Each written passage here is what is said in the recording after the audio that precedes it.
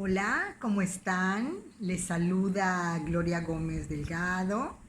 En esta nuestra cita de cariño de cada fin de semana, que gracias a Dios tenemos a bien juntarnos y platicar de lo que más nos gusta, que es la literatura. En esta nueva temática que estamos dando a conocer, nuevos autores, diferentes estilos, diferentes épocas y diferentes libros, por supuesto. Yo espero que hayan estado bien toda esta semana y que lo estén pasando a gusto, a pesar de que pues en algunos lugares ha llovido muy fuerte y en otros no nos ha llovido ni gota. Pero bueno, así es el verano y así son las regiones y no hay nada que hacer más que asumir la situación del verano caluroso. Bueno, esta tarde yo traigoles la sorpresa de empezar a comentarles, leerles un parrafito de cuál obra creen ustedes. Don Quijote. El de la Mancha, el de Miguel de Cervantes Saavedra, una obra por demás emblemática de nuestro idioma, tan hermoso, tan florido y tan completo que es el idioma español. Bueno, como es un libro, como se darán cuenta ustedes, bastante grueso, pues vamos a tener a bien únicamente leer un parrafito del capítulo primero para que tengan ustedes una idea de lo grandiosa que es esta obra y que les pique la curiosidad y las ganas de leerla toda, como yo ya lo hice años atrás. Esta obra, fíjense que es este libro, salió esta edición cuando cumplió 400 años de haber sido escrita. No, de veras que es un tesoro. Bueno, vamos ahí.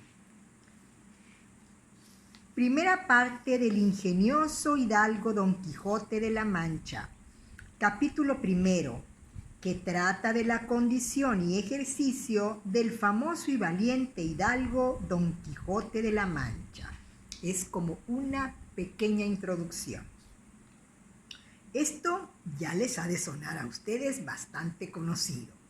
En un lugar de la Mancha, de cuyo nombre no quiero acordarme, no ha mucho tiempo que vivía un hidalgo, de los que lanza un astillero, adarga antigua, rocín flaco y galgo corredor, una olla de algo más vaca que carnero, lentejas los viernes, algún palomino de añadidura, los domingos consumían las 3 partes de su hacienda.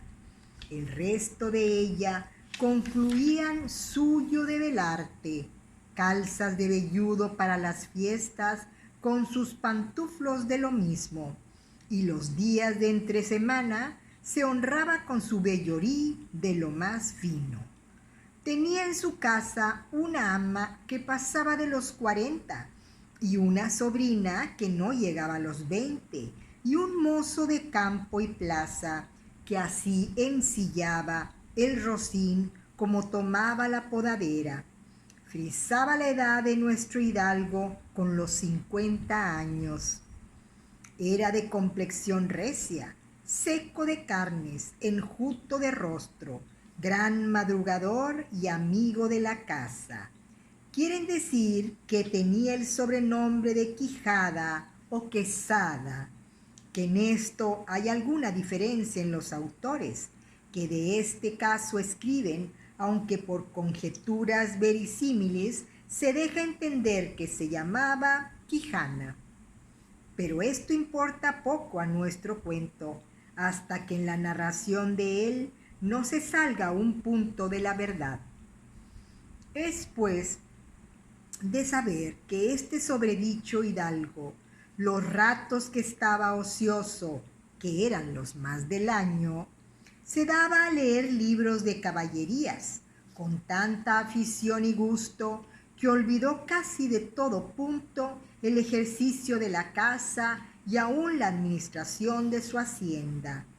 Y llegó a tanto su curiosidad y desatino en esto, que vendió muchas fanegas de tierra de sembradura para comprar libros de caballerías en que leer, y así llevó a su casa todos cuantos pudo haber de ellos, y de todos ninguno le parecían tan bien como los que compuso el famoso Feliciano de Silva, porque la claridad de su prosa y aquellas intrincadas razones suyas le parecían de perlas, y más cuando llegaba a leer aquellos requiebros y cartas de desafíos, donde en muchas partes hallaba escrito: la razón de la sinrazón que a mi razón se hace, de tal manera mi razón enflaquece, que con razón me quejo de la vuestra fermosura. Y también cuando leía los altos cielos que de vuestra divinidad divinamente con las estrellas os fortifican y os hacen merecedora del merecimiento que merece la vuestra grandeza. Es un tanto cuanto difícil de leer porque está escrito en lo que se llama español antiguo, pero la obra trae un sinnúmero de palabras que son, digamos, los significados de lo que estamos leyendo. Una guía muy puntual y acertada. Y bueno, yo recomendaría a mi torpe entender que se lea tal cual, porque finalmente uno entiende el sentido de lo que está leyendo, como en este caso que nos presentan a Don Quijote como una persona muy metida en la lectura de los libros de caballería, tanto así que vendió muchas de sus tierras para seguir comprando y comprando, y tenía una biblioteca muy amplia y muy extensa, y que pues precisamente de tanto leer, más adelante nos vamos a dar cuenta que deducen que se le botó un poco la canica a nuestro ilustre personaje. Caray, vale mucho la pena meterse en este trabajo de leer a Don Quijote. Créanme que van a encontrar párrafos de mucho romanticismo, de grandes lecciones de la humanidad, digamos que cuestiones morales, buenos principios y diversión. De repente van a morirse de risa al ir siguiendo las aventuras de Don Quijote. Bueno, pues ahí se los dejamos de tarea, a ver quién le entra al toro.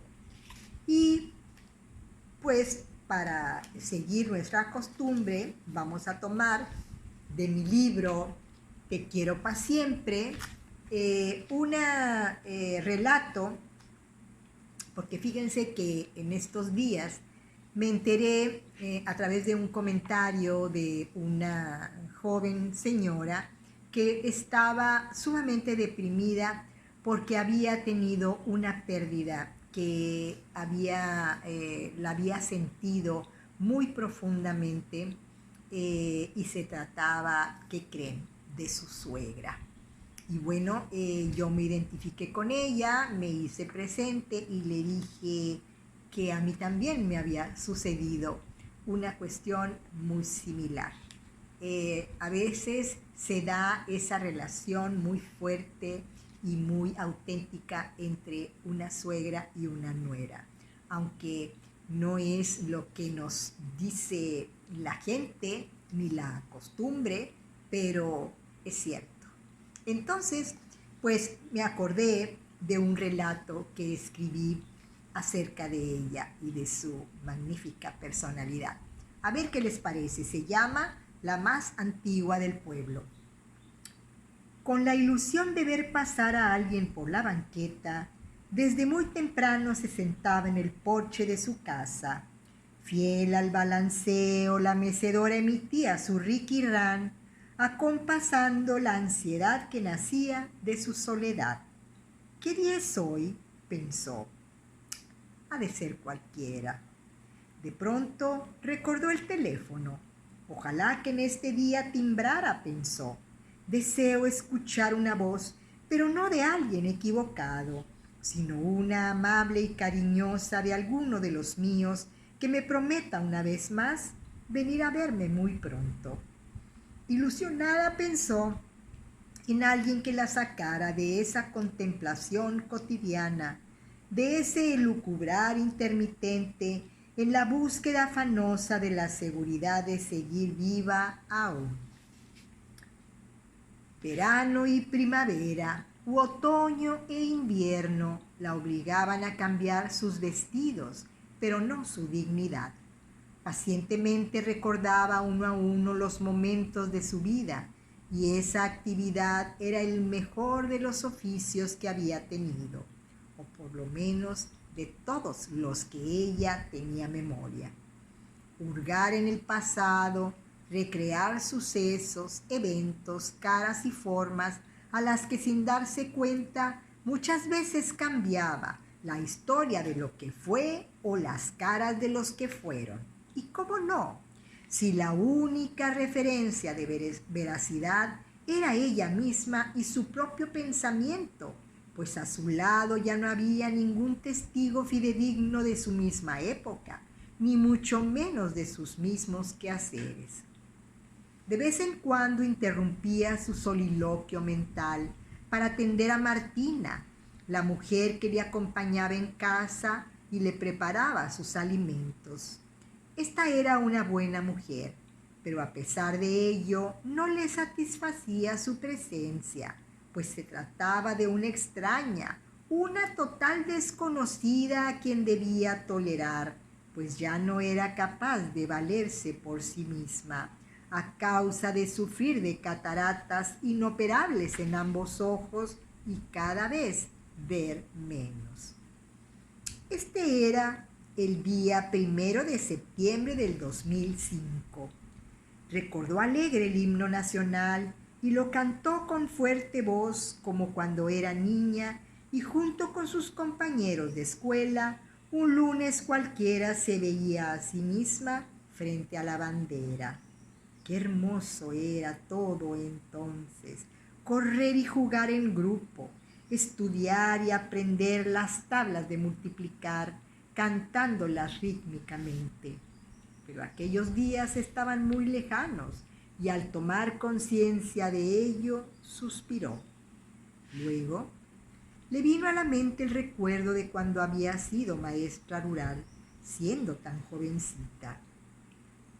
Se deleitó recordando a sus alumnos y cómo batallaba para llegar a esos lugares recónditos y lograr llevarles las letras y los números. Fue una gran experiencia que terminó cuando lo conoció a él. Entonces todo cambió.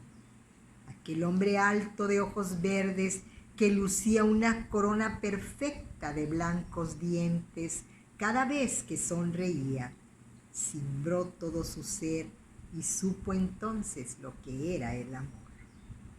Nos casamos y fui muy feliz, recordó.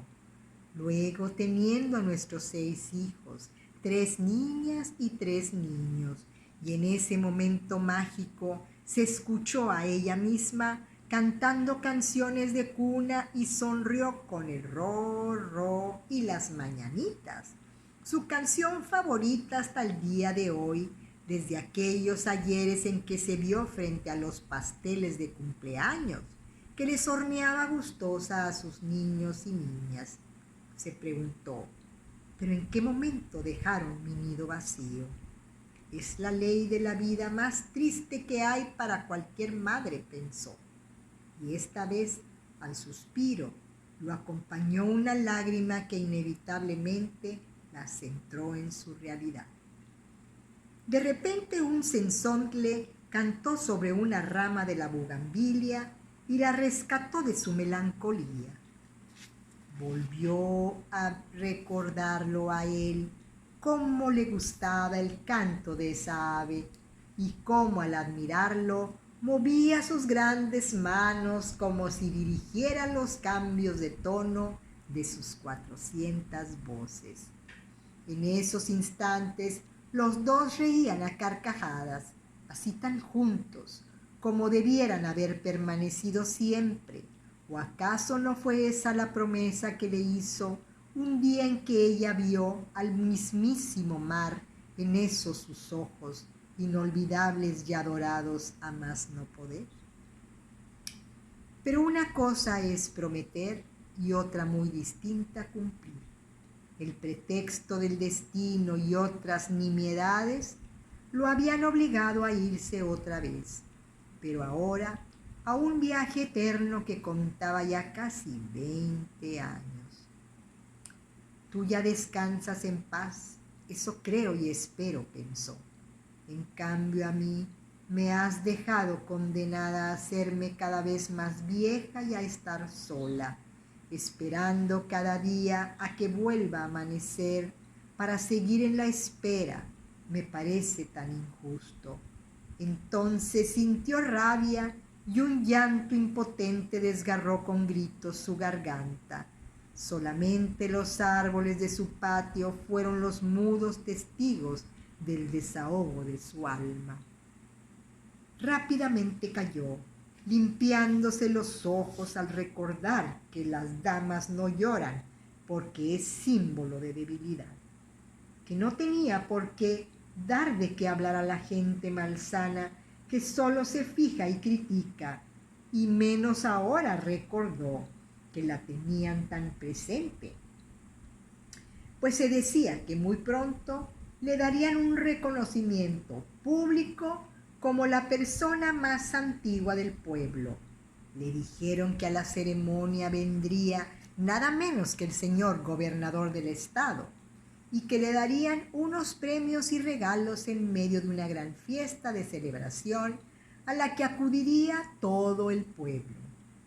En ese momento la asustó un gran trueno que siguió al relámpago cegador que, como siempre, le recordó su insufrible fobia a las tormentas.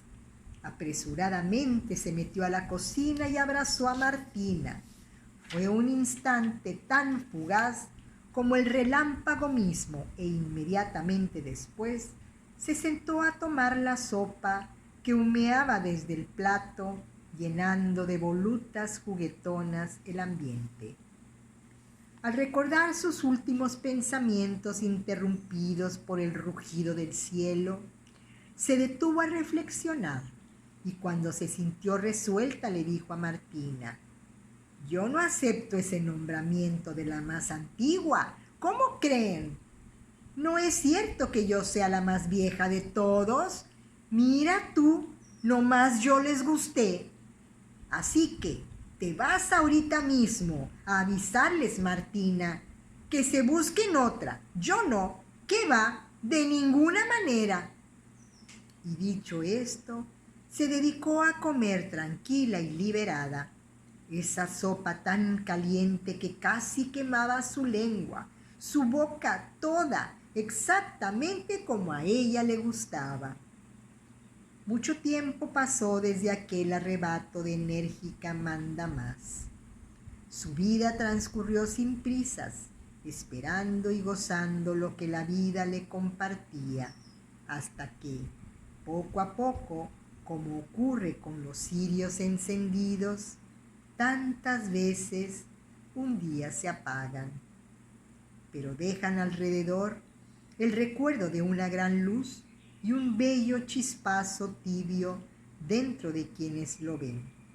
Así ella, rodeada de todos sus hijos, sin dolor ni queja alguna, un bello día de mayo, contando 97 años de edad, simplemente descansó en paz. Fin. ¿Qué tal? Y nos dejó verdaderamente un recuerdo imborrable que día a día nos sigue acompañando, porque era una mujer muy valiosa muy tierna, muy inteligente y una gran madre. Espero que les haya gustado esta tarde de literatura, que aunque es breve, como siempre les menciono, pues lo hacemos con un gusto y un placer enormes, porque estamos un rato juntos compartiendo lo que nos gusta.